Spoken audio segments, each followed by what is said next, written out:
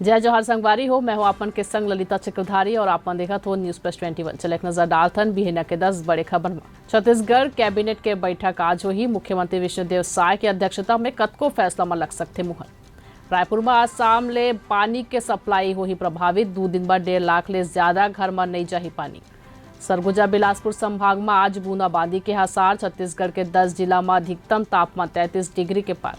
छत्तीसगढ़ में ACB EOW के पूरा टीम बदली। डीआईजी एसपी संग 25 नवा अफसर के तैनाती। लखनऊ में सिलेंडर ब्लास्ट हुई। 5 लोगन जिंदा जलिस, 4 गंभीर। मरे वाले में पति पत्नी और 3 लड़का है शामिल। देश के पहली under water metro PM Modi आज कोलकाता में करी उद्घाटन। नदी के तल ले 13 मीटर नीचे है टनल।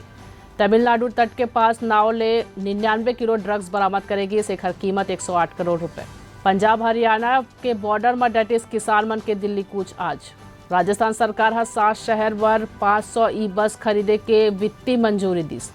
दमन में प्लास्टिक कंपनी में लगिस भीषण आग। 7 फायर ब्रिगेड मौका में पहुंची। ऐसा नहीं जम्मू जानकारी ले लगातार जुड़े रह बर देखा तो न्यूज प्लस 21 आप मन के हक के बात।